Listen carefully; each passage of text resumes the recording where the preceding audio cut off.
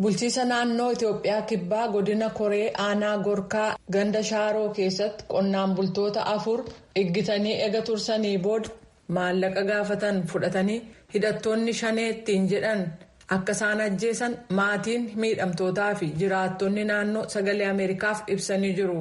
Kaleessa jechuun akka lakkoofsa Itoophiyaatti fulbaana 2 bara 2017 qonnaa isaanii fi loon dheechisaa ituu jiranii warra ajjeefaman jedhaman kanaan ala namni tokko madaa'ee gara hospitaala Arbaa Mincitti wal'aansaaf ergamuu akkasumas hidhattoonni maqaa dha'amanis qarshii 200,000 fudhachuu isaanii maatii fi jiraattonni naannoo kun ibsaniiru.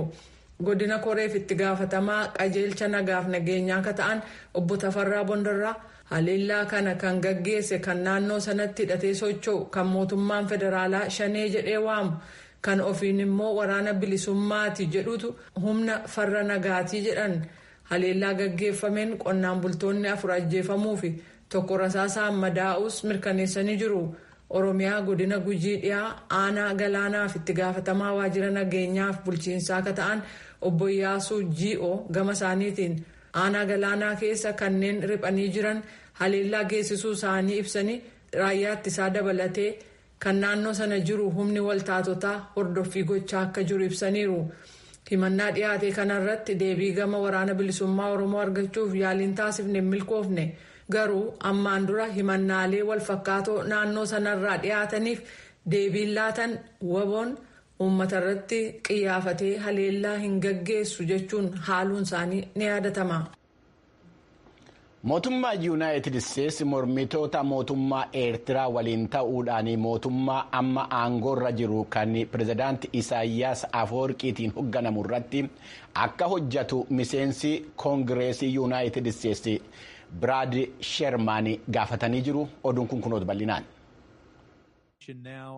Roobii darbe mana maree Yuunaayitid Isteetsi keessatti dhuga ba'iinsa gaggeeffame irratti Sharman hoogganoota mormituu Eertiraa irraa dhufan keessaa tokko waliin wal arguun ministeerri dhimma alaa Ameerikaa Eertiraanota warra deemokiraasiif hojjetan waliin hojjechuu yoo danda'a ta'e jechuudhaan gaafachuu isaanii dubbataniiru. Hanga mootummaa deemokiraatawaa achitti arginutti uummanni Eertiraa bilisummaa waan hin arganneef biyyoonni ollaas nagaa waan hin arganneef mormitootaaf maallaqa ni kennama jedheen abdadhaa jechuudhaan kaalifoorniyaa irraa ka filataman Sharman ittaanaa ministeera dhimma alaa ka ta'an Jaan Baasiin gaafatan. Abbaa irree achi jiru Isaayyaas Afeworqiin jedhan haleellaa Itoophiyaa kaabaa Tigraay keessatti raawwate mootummaa Kooriyaa kaabaa kan Afrikaa jedhamuun sirnaan waamamuu uumeera jedhan.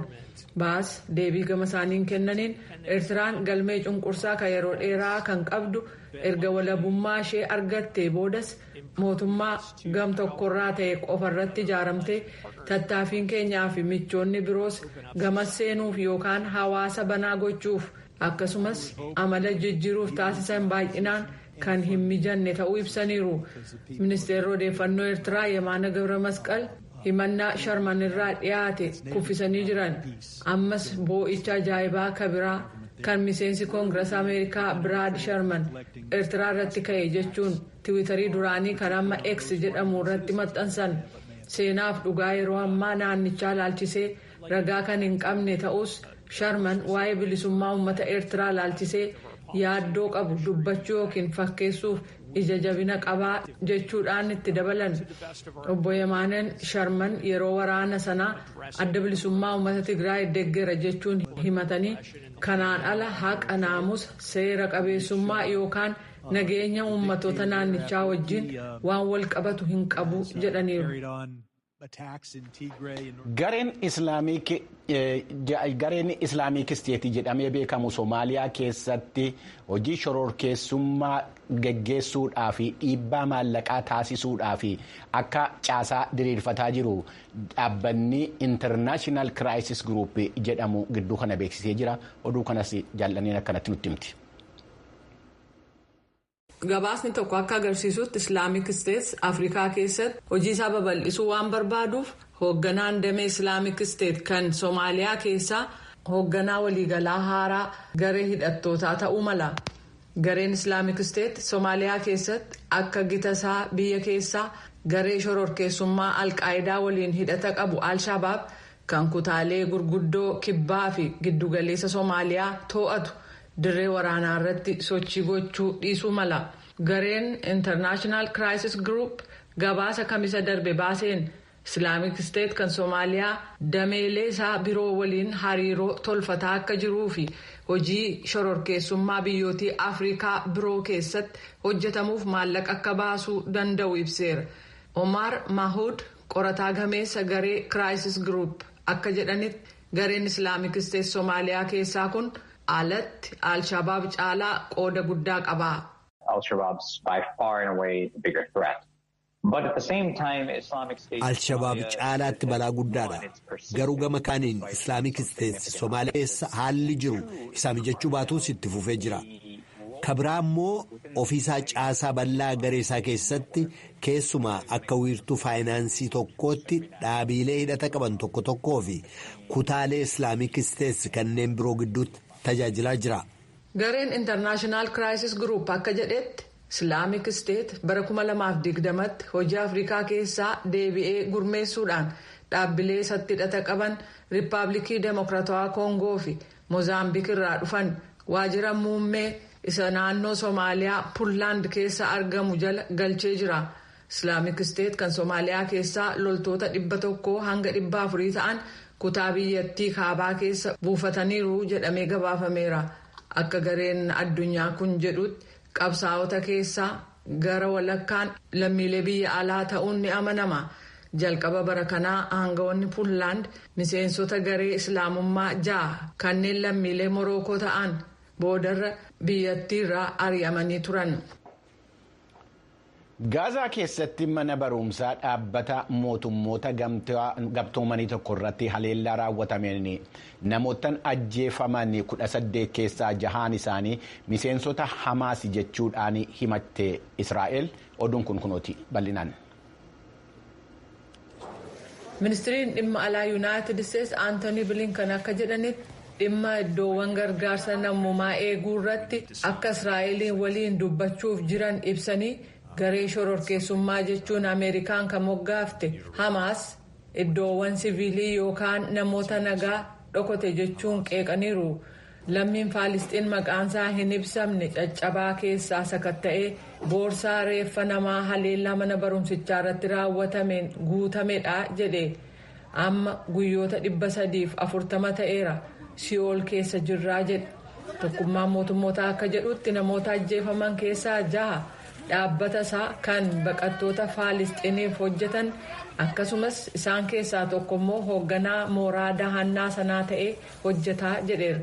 Namoonni gara 12,000 ta'an immoo kan duraan mana barumsaa kan amma dahannaa ta'e keessa buufatanii jiru. Israa'el haleellaa gaggeessite kan ta'uu qabu jechuun falmite hojjetoonni gargaarsaa kun dhugaa dubbachuuf miseensota Hamaas ta'uu ibsite. Kamisa darbe Poolaand irraa kan dubbatan ministeerri dhimma alaa Yuunaayitid Isteetsi Aantoonii Bilinkan ammas dhukaasa dhaabuun akka ta'u gaafachuudhaan gamlachuu qeeqanii jiru.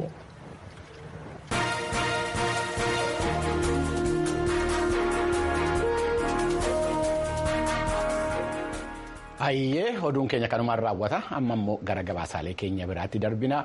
Gaanfa Afrikaatti jiila addaa mootummaa Yuunaayitid Isteetsi kan ta'an Ambaasaadder Maayik Haamar waldhabdeen mootummaa federaalaa Itoophiyaatii fi adda bilisummaa uummata Tigraay gidduu jiru akka karaa nagaatiin furmaata argatu waliigalteen Piriitooriyaa akka guutummaatti hojiirra oolu. Walitti bu'iinsi naannoo Oromiyaatii fi Amaaraa keessatti taasifamaa jiru karaa nagaatiin hiikuudhaa fi biyyi isaanii akka yaalii taasisaa jirtu ibsaniiru. Dhimma kanarratti gabaasa Keenedii Abaatee Finfinneerraa erge itti aanee sinii dhiyeessina waliin caqaqasne. Ambaasaadder Maayik Haamar guyyaa har'aa Finfinnee keessatti ibsa oduu gabaastootaaf kennaniin turtiin tibbana kana Itoophiyaa keessatti taasisanii walitti bu'iinsi biyyattii keessa jiranu akkaataa marii nageenyaatiin hiikamuu qabanu irratti akkasumas haalli nageenyaa naannoo Tigraay keessa jiru akkaataa itti fufuu danda'u irratti marii taasisuu isaanii dubbataniiru. Waliigalteen nageenyaa Piriitooriyaa keessatti mallatteeffame haala gaariidhaan waggoottan lamman darbanii fi itti fufuu isaa akka dinqisiifatan kan himan Maayik Haamar nageenya waara qabeessaa ta'e mirkaneessuudhaaf garuu guutummaatti hojiirra oolchuun barbaachisaa ta'uu isaa jala muranii ibsaniiru. Waliigaltee Piriitooriyaa akkaataa guutummaatti hojiirra oolchuun danda'amu irratti gamtaa Afrikaa, mootummaa federaalaa Itoophiyaa akkasumas bulchiinsa naannoo Tigraay wajjiniin mari'achuu isaanii kan himanii Maayik Haamer fuuldurattis wanneen ta'uu qabu jedhan irratti yemmuu dubbatan akkas jedhaniiru. Qabxiiwwan walgahichaa guutummaatti hojiirra ooluu isaanii mirkaneessuudhaaf sababaa wal waraansa sanaan namootan jireenya isaaniirraa buqqa'an nageenyi isaanii guutummaatti eegamee gara qe'ee isaaniitti deebisuun xiyyeeffannaa guddaa argachuu qaba. Hidhattoonni duraanii hidhannoo hiikkatanii gara ummataatti deebi'anii jireenya isaanii hundeeffachuun mirkanaa'uu qaba.